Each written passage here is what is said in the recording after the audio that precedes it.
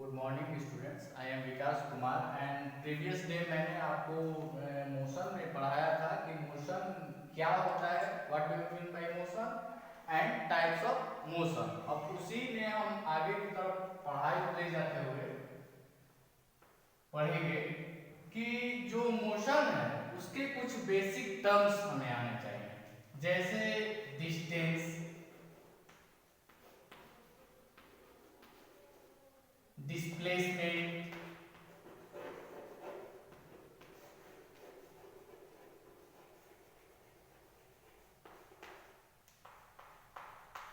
Speed, velocity, acceleration,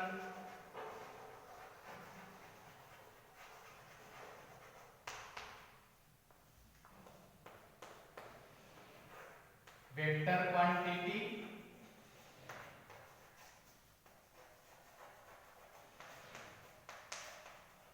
and scalar quantity.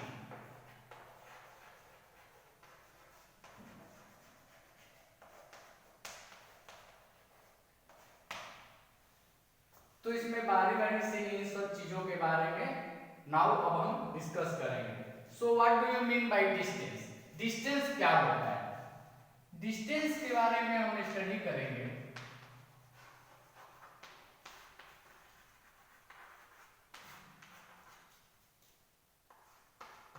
The length of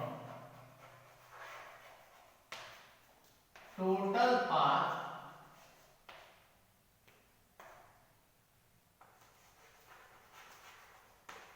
covered by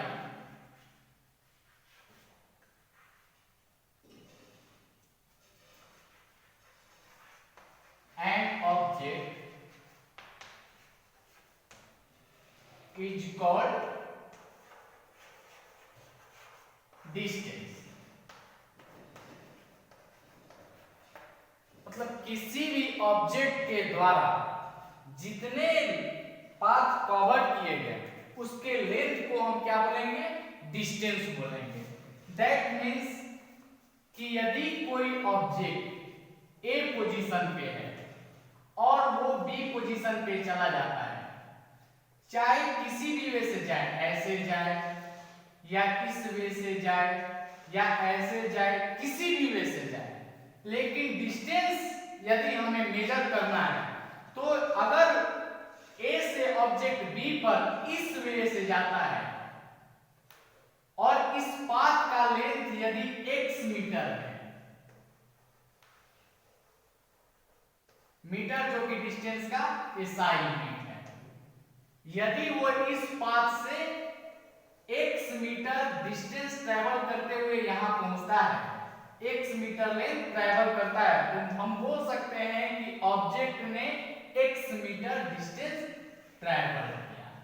यदि वही object same position पे इस path के थ्रू जाए और यदि इस पाथ का लेंथ y मीटर है तो वी कैन से कि ऑब्जेक्ट ने कितने डिस्टेंस ट्रेवल किए? y metre. और यदि ऑब्जेक्ट किसी और पाथ के through p metre distance travel करके जाता है इस वे के थ्रू, तो हम क्या बोलेंगे कि ऑब्जेक्ट ने कितना डिस्टेंस ट्रेवल किया? p metre.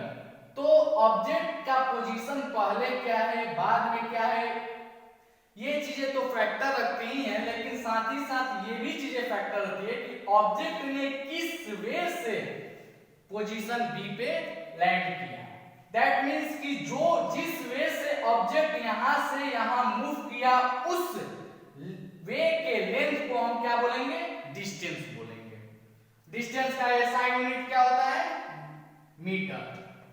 SI यूनिट इसका होता है metre, indicated by small m।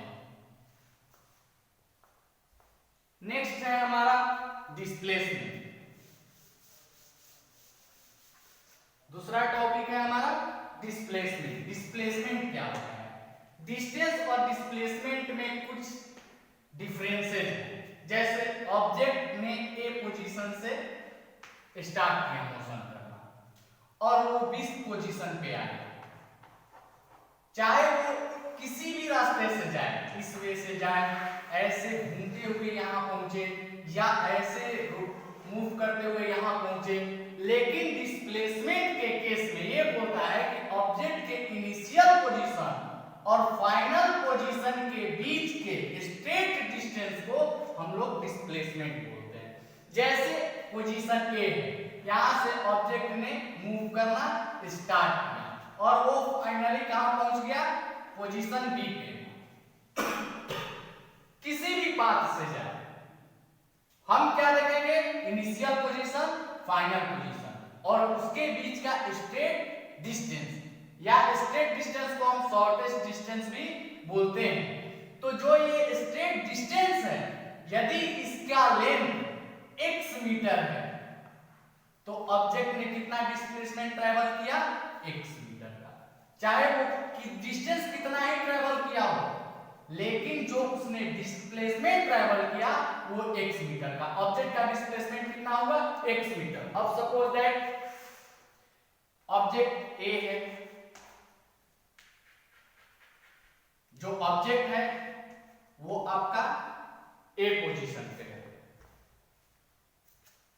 Finally ये किसी भी वे से B पोजीशन पे चला गया, किसी वे से, ऊपर से जा सकता है, डाउन से जा सकता है, स्ट्रेटली जा सकता है। यदि डिस्प्लेसमेंट पूछा जाए तो इन दोनों पोजीशन के बीच का स्ट्रेट डिस्टेंस होगा, और इस डिस्टेंस का जो लेंथ होगा वही हमारा क्या होगा, डिस्प्लेसमेंट। दैट मींस कि डिस्प्लेसमेंट में ये फैक्टर नहीं होता है कि ऑब्जेक्ट किस पाथ से जा रहा है, डिस्प्लेसमेंट जो है वो इस फैक्टर पे डिपेंडेंट रहता है कि इनिशियल पोजीशन क्या है, फाइनल पोजीशन क्या है, और उसके बीच का स्ट्रेट डिस्टेंस कितना है। डिस्प्लेसमेंट का भी यूनिट सेम यही होता है, ऐसा यूनिट इसका क्या होता है, मीटर। तो इसका डिफिनेशन होगा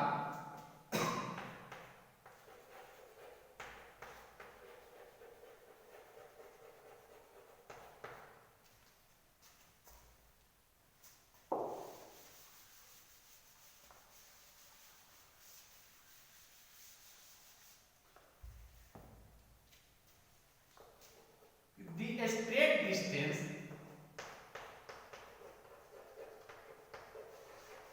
या straight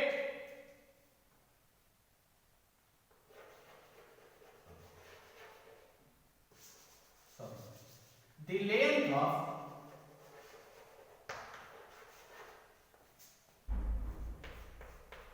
a straight path of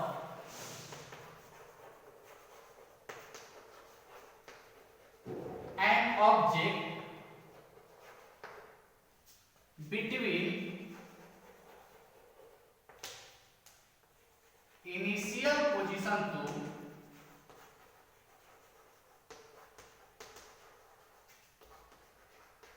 final position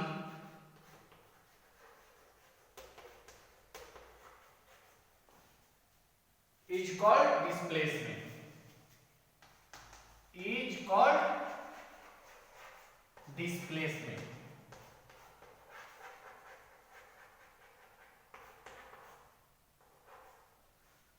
ये हो गया आपका डिस्प्लेसमेंट का डिफिनेशन। एसआई यूनिट सेम रहेगा, जो यूनिट डिस्टेंस का है वही यूनिट आपका डिस्प्लेसमेंट का भी होगा, मीटर। डिस्प्लेसमेंट को हम किस में मेजर करते हैं, मीटर में। डिस्टेंस को भी हम किस में मेजर करते थे, मीटर में। मतलब एसआई यूनिट दोनों का सेम है, डिफरेंसेस बस यही है कि इसमें जो है पाथ का लेंथ जो है हम कंसीडर करते हैं, और इसमें पाथ का लेंथ कंसीडर ना करते हुए इनिशियल और फाइनल पोजीशन के बीच का स्ट्रेट डिस्टेंस हम मेजर करते हैं, या इस पाथ का स्ट्रेट जो पाथ है इसका लेंथ हम कंसीडर करते हैं। बस दोनों में यही डिफरेंस है। सेकेंडरी वे में आते हैं। Next, speed.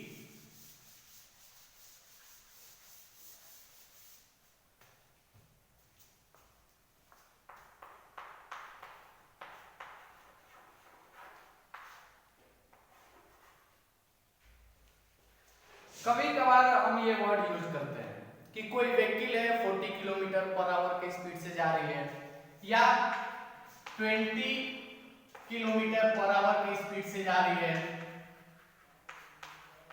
या 5 मीटर पर सेकेंड की स्पीड से जा रही है, दैट मींस कि ये जो स्पीड है ये क्या इंडिकेट कर रहा है, ये तो टाइम है और ये क्या है किलोमीटर। किलोमीटर या मीटर में किसको मेजर करते हैं, डिस्टेंस या डिस्प्लेसमेंट को।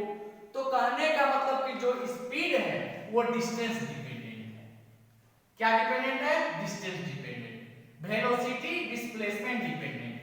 यहां पे एक और टर्म आएगा वेलोसिटी, इसके बारे में डिस्कस करेंगे आगे, जो कि डिस्प्लेसमेंट डिपेंडेंट है। तो स्पीड है कि यदि कोई ऑब्जेक्ट 30 सेकंड में कोई ऑब्जेक्ट x मीटर का डिस्टेंस ट्रैवल करता हो तो यूनिट टाइम में ये कितना डिस्टेंस ट्रैवल करेगा, x बाई t मीटर पर सेकेंड। मतलब 1 सेकेंड में ये कितना मीटर जा रहा है, x by t metre. 1 second में ये कितना मीटर गया, x बाई t मीटर। और इसी को हम क्या बोलेंगे, स्पीड। दैट मींस कि speed is defined as the distance travelled by of an object in unit time is called speed.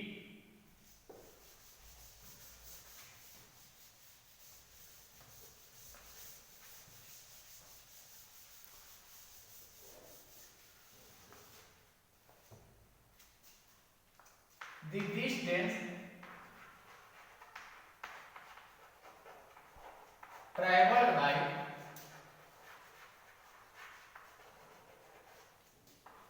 an object in unit time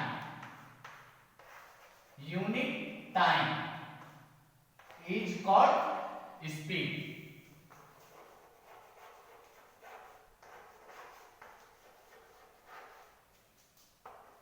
unit क्या होता है स्पीड का, unit of speed equal to distance by time लिख सकते हैं।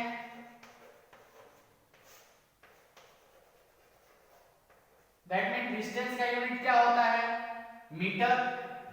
Time का unit second. Distance nominator में है तो मीटर नोमिनेटर में लिखेंगे, टाइम डिनोमिनेटर में है तो सेकेंड डिनोमिनेटर में लिखेंगे। दैट मींस कि जो स्पीड का यूनिट होता है मीटर पर सेकेंड या kilometre per hour. This is the unit of speed.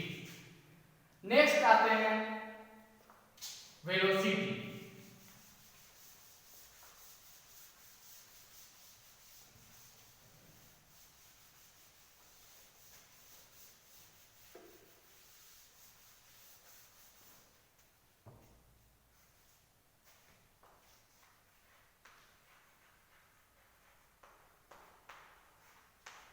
Velocity मैंने यहां आपको बताया था, यहां वेलोसिटी लिखा हुआ था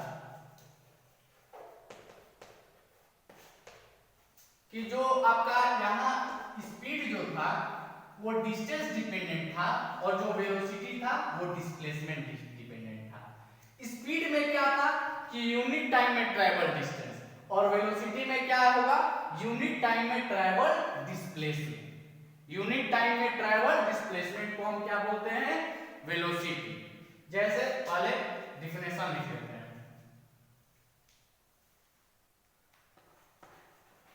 the displacement travelled bye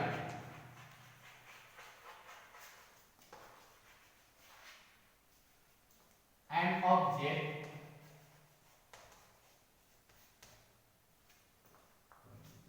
in unit time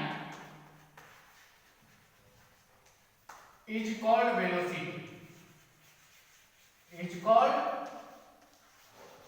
velocity। That means कि the displacement object in unit time is called velocity. That means कि ये जो आपका यूनिट टाइम है, मतलब इकाई समय में, यूनिट टाइम में, यूनिट का मतलब होता है वन, सिंगल, इकाई, यूनिट टाइम में ऑब्जेक्ट के द्वारा जितना डिस्प्लेसमेंट ट्रेवल किया गया उसको हम क्या बोलेंगे, velocity. As for example, suppose that ये पोजीशन A और ये पोजीशन B है। एक ऑब्जेक्ट है जो इस पाथ से होता हुआ t1 टाइम में B पोजीशन पे पहुंचा। उसी समय एक अनदर ऑब्जेक्ट इस पाथ के थ्रू t2 टाइम पे पहुंचा। दोनों का इनिशियल पोजीशन सेम है। ये ऑब्जेक्ट 1 है और ये जो ऑब्जेक्ट है वो आपका 2 है। एक इस रास्ते से जा रहा है, एक इस रास्ते से। एक t1 टाइम में पहुंचा, दूसरा t2 टाइम में पहुंचा। दोनों का इनिशियल पोजीशन भी सेम है और फाइनल पोजीशन भी सेम है। तो क्या दोनों का वेलोसिटी सेम होगा या दोनों का वेलोसिटी डिफरेंस होगा? और यदि सेम होगा तो किस कंडीशन में सेम होगा, और डिफरेंस होगा तो किस कंडीशन में डिफरेंस होगा? तो डिपेंड करता है कि ये ऑब्जेक्ट ने कितना टाइम गेन किया। वेलोसिटी क्या हमने पढ़ा था कि वेलोसिटी क्या है, डिस्प्लेसमेंट डिपेंडेंट। और डिस्प्लेसमेंट हमने क्या पढ़ाया था कि फाइनल पोजीशन, इनिशियल पोजीशन और फाइनल पोजीशन के बीच का straight distance, the distance between initial position and final position of an object. तो आप ऐसे जाइए या ऐसे जाइए, डिस्प्लेसमेंट तो ये ऑब्जेक्ट ने जितना ट्रैवल किया उतना ही डिस्प्लेसमेंट इस ऑब्जेक्ट का भी होगा। क्योंकि दोनों कंडीशंस में इनिशियल पोजीशन और फाइनल पोजीशन क्या है, दोनों का सेम है। तो डिस्प्लेसमेंट तो दोनों के लिए सेम। डिस्प्लेसमेंट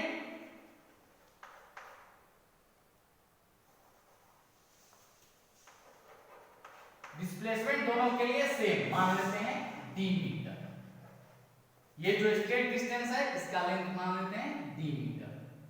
तो दोनों के लिए डिस्प्लेसमेंट क्या हुआ, इस ऑब्जेक्ट के लिए भी और इस ऑब्जेक्ट के लिए भी डिस्प्लेसमेंट जो हुआ वो कितने मीटर का हुआ, d मीटर। ये स्मॉल m यूनिट है, d हमने माना इसका लेंथ, इस पाथ का लेंथ।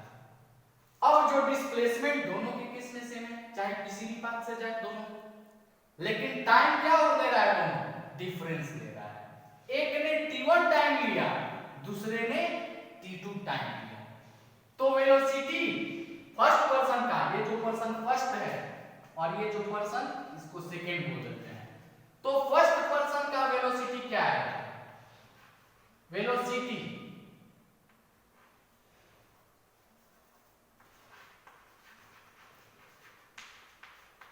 यहां हमने लिख दिया first, it's indicate to first person. Velocity is equal to displacement by time taken object. Time इसने कितना गेन किया, t1। डिस्प्लेसमेंट कितना हुआ, d, टाइम t1। ये वेलोसिटी v1 पहले ऑब्जेक्ट का, ये 1 इंडिकेट कर रहा है पहले ऑब्जेक्ट को, पहले ऑब्जेक्ट का वेलोसिटी क्या हो गया, d/t1। दूसरे ऑब्जेक्ट का वेलोसिटी हम निकाल रहे हैं सेकंड कंडीशन में। डिस्प्लेसमेंट क्या, डिस्प्लेसमेंट सेम, सेकंड ऑब्जेक्ट के लिए भी डिस्प्लेसमेंट क्या होगा, सेम, d। इसने कितना टाइम टेकन किया, इसने टाइम टेकन कितना किया, t2। इसका सेकंड का वेलोसिटी क्या हो जाएगा, t2। अब ये दोनों वेलोसिटी क्या है, डिफरेंस है। पहले का वेलोसिटी है d/t1 और दूसरे का वेलोसिटी आया d/t2। अब ये किस कंडीशंस में इक्वल होंगे, अगर हम कंडीशन की बात करें तो कब v1/t1 इक्वल टू v2/t2, ये कब होगा इक्वल? जब when t1 equal to t2। यदि दोनों के द्वारा ट्रेवल किया गया टाइम यदि सेम हो जाए, पोजीशन भी सेम रहे, इनिशियल और फाइनल पोजीशन भी सेम रहे, तो वी कैन से कि दोनों का वेलोसिटी क्या है? इक्वल।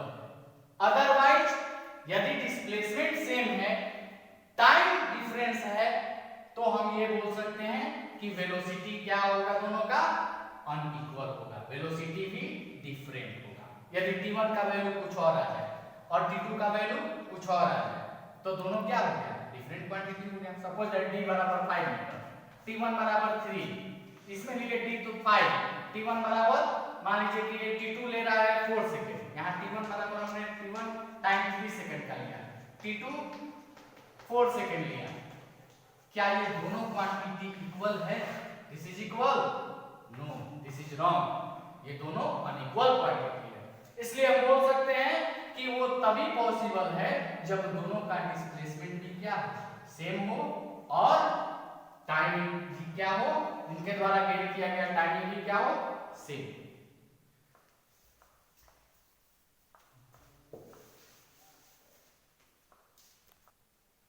जो चीजें हमने पढ़ाई उसको आप नोटबुक में नोट कर लेंगे और वीडियो को सब्सक्राइब करना ना भूलें, क्योंकि अगले टॉपिक में मैं जो भी पढ़ाऊं, एक्सेलरेशन के बारे में हो जाए, वेलोसिटी टाइम ग्राफ हो जाए, आपका इक्वेशन ऑफ मोशन हो जाए, जो भी मैं पढ़ाऊंगा उसकी नोटिफिकेशन आपको मिलती रहेगी। Thank you.